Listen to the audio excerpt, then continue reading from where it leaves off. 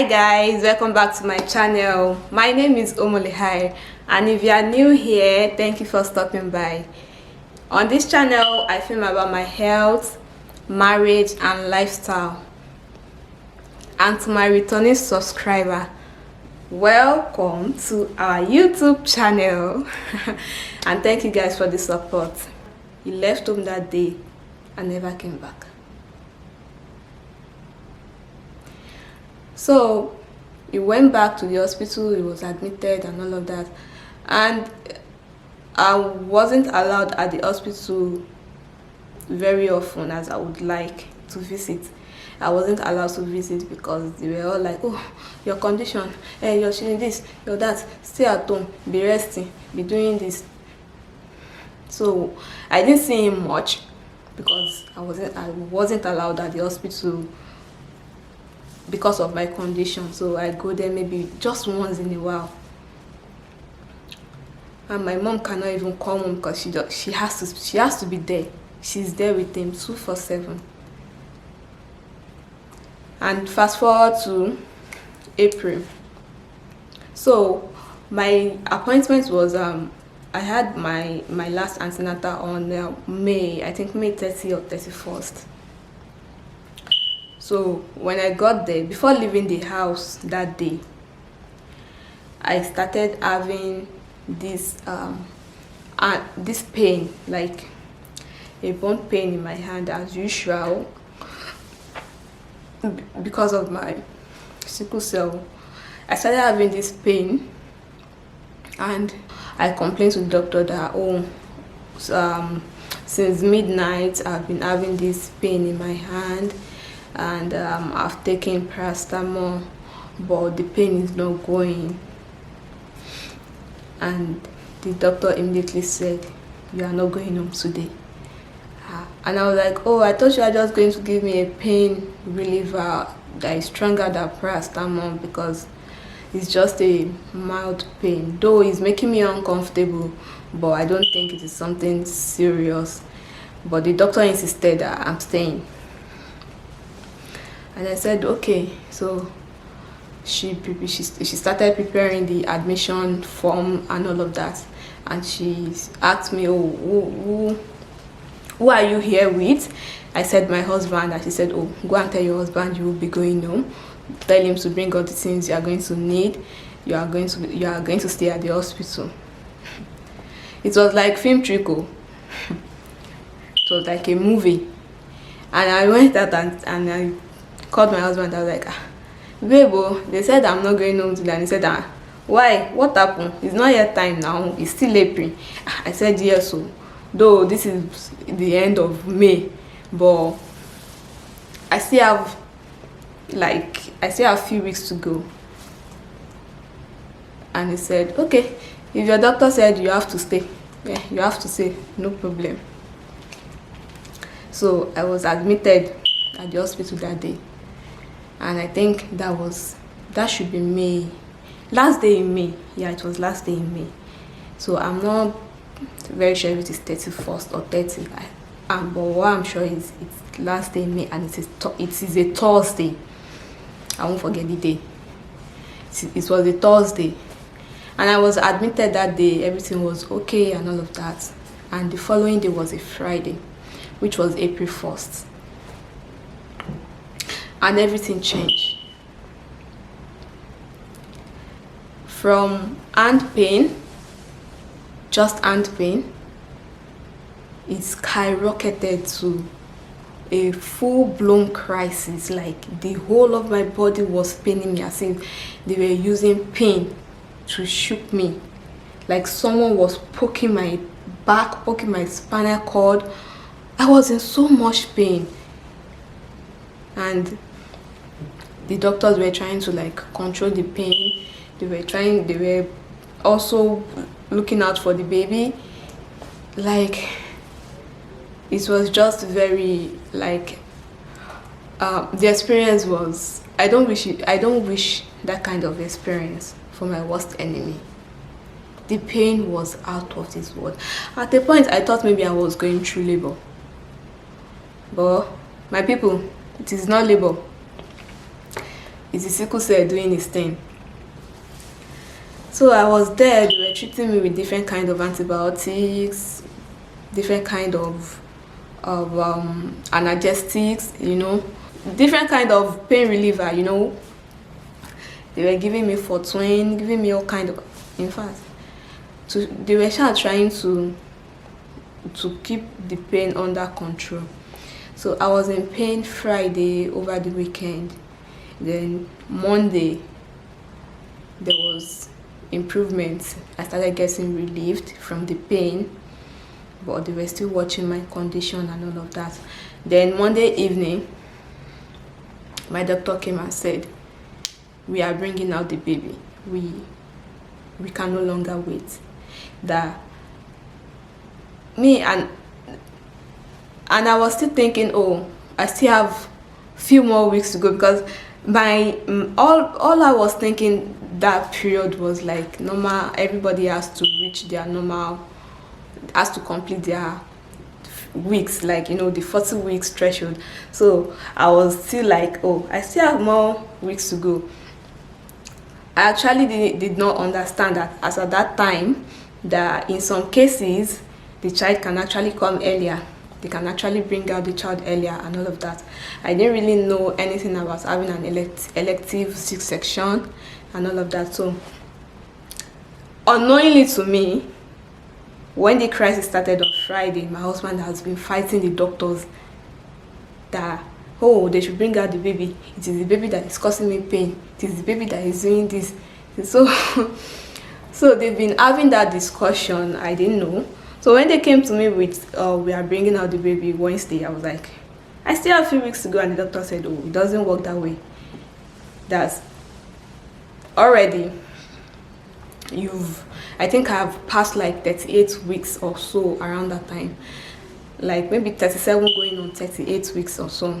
So the doctor was like, the baby is due. Like, it's okay if you bring the baby out. If you have the baby now, it is okay. It is still called term. Like, your baby is still term. Your baby is going to be okay. That they just want to make sure all of this medication that they've been giving me is not going to affect my baby. So they need to act fast before anything starts happening to the baby in my womb. Excuse me. So I was like, okay, no problem. And I need to tell you guys this. When I got to the hospital that Thursday, and on Friday, around afternoon on Friday, my husband came. He came to visit. Then when he was leaving, he collected on my phone. Then I had the phone and I had the tab. He collected it too. And I was asking him, why are you taking away my phone? He said, the doctor said, oh, I need to rest. That I won't be using my phone for a while. That so they don't want anybody to disturb me. I need maximum rest and all of that. He gave me something, and I said okay. So he took the phones away. Here we are, Wednesday. I was prepared for surgery. All tests has been done and all of that. I was prepared. Then I was wheeled into the theater room. I was feeling all kind of way. I was scared. I was feeling anxious. I don't know what to expect. I was also eager to meet my baby. Like, all of that was just going through my mind. Then I think having all those kind of thoughts, different kind of thoughts, my feelings were just all over the place. My mind was not really settled. So that spiked my temperature. And according to the doctors and the surgeon, they need to have my temperature under control before they can go ahead with the anesthesia and all other things. So they tried to bring down my temperature. So they administer a medication and try to bring down my fever. So during the surgery everything was fine, except from the fact that, okay, when they were trying to like pull out the child, I was feeling the pain, and I told them, oh, it's painful, and they said, oh, it's not supposed to be painful, that I shouldn't feel anything at this point, just some kind of pull and touch, that I should not feel any pain. Well, I was feeling pain, and I told them I'm feeling pain, so they gave me another analgesic to control the pain. And yeah, the moment we've been waiting for. They brought out my baby, a baby boy, and he cried. I heard him cry just for a few seconds, and he stopped crying, and that was it. But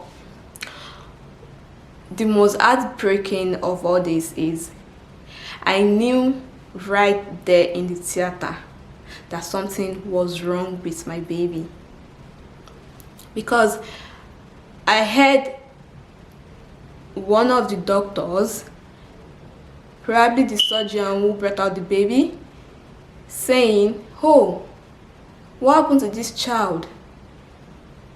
What happened to this child? Why did he stop crying? Whoa, why is his color changing? What happened to this? Like, she was worried, and she was saying it, and I could hear her. The procedure they did for me was not a sleeping surgery, or what they call it. So it was just half. So I was still awake. I was aware of what is going on in my surroundings. I am hearing voices, and I can place the voice. I know who is talking. So it's not as if I'm gone, or I'm in a deep sleep or something. I was not. And the surgeon, she's a woman, and she was saying all of that. I can hear her. At that time, my concern was how I'm going to get back, like, because everything was just like I was in the cloud. I could hear what she was saying. I could hear what people were saying around me, and they were like, oh, take care of the mother, stitch her up, and all of that. And I can hear her saying, oh, the child stopped crying, the child's color is changing, and all of that. But then I just don't know. The next thing after all of that scene happened was I just went off. I didn't know, maybe I passed out, maybe I slept off. I just went off, and I woke up with this heaviness on my head. I was feeling this heaviness on my head. It was like there's a heavy load on my head, and my head was banging. I was feeling hot. My head was banging. It was heavy. I couldn't stand up yet because the anesthesia has not wear off. I cannot lift my leg. In short, I was in the worst position I would ever be in my life at that moment. Like, even going through sickle cell, going through crisis, I've never felt helpless like that in my whole life. Where I woke up was the recovery room. So I was wheeled to the ward, and I was not the only one. We were 3 that were in the recovery room.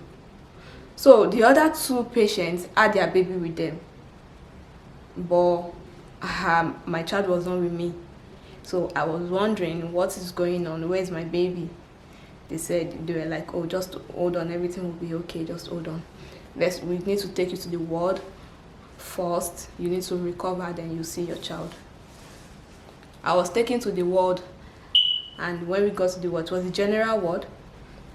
And when we got there, a lot of C-section mom were there with their child beside them. Then I asked, where's my own baby? And they were like, he's in the ICU. I said, ICU. They said, yeah, something happened, so he's in the ICU, he's recovering and all of that. I said, oh, okay, when can I see him? They said, oh, when I'm able to get up, I'll be able to see my baby.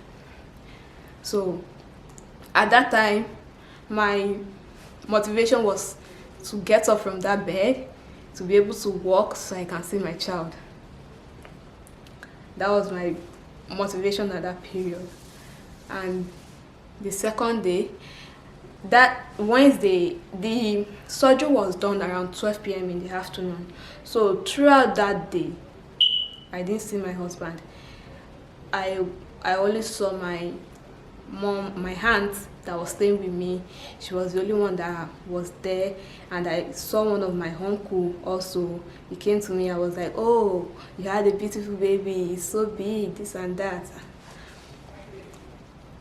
And the following day in the morning, my husband came and I was asking him, oh, have you seen the baby? Oh, he said, yeah, I have seen him.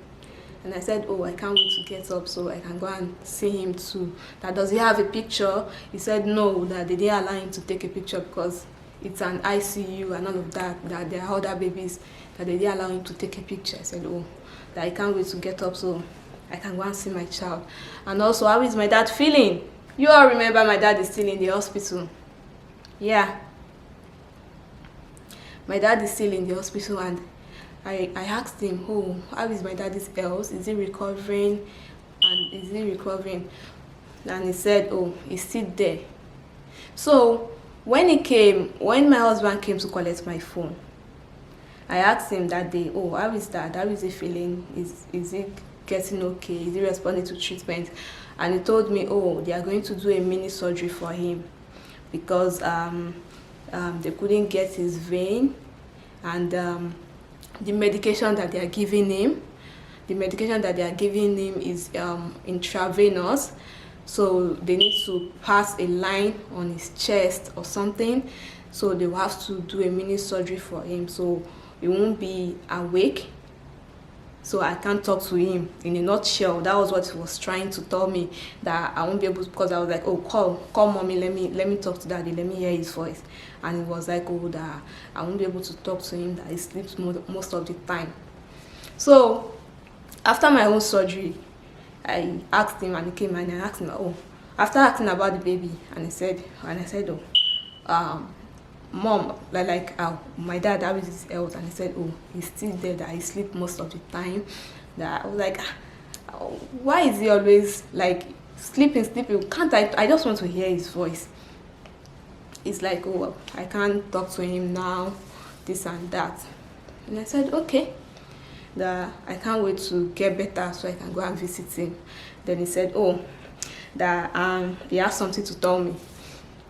I was like, what is it? Then he said, because this hospital, it's a government hospital, but he was like, oh, because of the location, the lights is this. It was trying making flimsy excuses, and at the end he said they'll be transferring the child, that they'll be transferring the baby to Lasuth. Then I was like, hold on, is the baby's condition that worse? He said, yeah, that is a little bit, that his condition is a little bit not so good, that they want to transfer him to Lasuth Children's Hospital so that he can have access to more adequate care. And the only thing that I could say at that time was, okay, I trust you to make a good judgment for our child, and that way, and I remember saying, oh, that way I'll be able to see him and see my dad at the same time, since my dad is also at Lasuth. And he said, oh yeah, that it's okay. And that was it. He left that day saying, oh, he needs to go and see that he needs to go and get his medication where he used to buy it, because he was the one helping my mom to get the medication. So they're always buying thousand worth of medication every day, and he's the one that used to do the purchase. So he was like, oh, he's going to visit, he's going to Ikeja, like he needs to go to Agege first to get the medication so he can now give it to my mom. And I said okay, and he left. So I was expecting some certain people to come and visit me while I was in the hospital, but I didn't see them. I didn't see anybody. I was wondering what could be wrong. Is it because my mom is not available? Is that why anybody is not here to say hi? I was there recovering. I actually don't know what happened to my child. Maybe he's recovering, maybe he's not. I don't know. I was in the dark at that moment. But then I was recovering. Then a few days later, so the surgery was on Wednesday. I saw my husband on Thursday, and on Friday, and yeah, I think on Friday, then someone came. My dad's elder brother's wife. She came to visit briefly. That was when I started sensing that something is wrong. Like she just came in, oh mommy, this and that. Congratulations, congratulations, and she left like very briefly. I was wondering what is going on. Definitely something is wrong. Then on Saturday, started seeing different kind of people. They started coming in, saying hi. People that I've not seen in how many years. A family friend even came from Ilorin, and I was wondering why they came for my wedding, yeah, but I wasn't expecting them to drive down from Ilorin just because I gave birth. Other family members too were coming in, saying hi, how are you feeling, are you okay, this and that. The moment came. Then this family friend is more or less like a family. Then he came, and he's also an Hafa. So he came in, he greeted me, and my husband stood beside me. He brought my ring back. I was like, oh, I brought your ring, would you like me to put it on for you? I said, oh sure. He put my ring on. And he said to me, no matter what happened, I'm never going to leave you. I'm going to be with you. I'm going to stay by your side. And I was like, what happened? Then the man took over.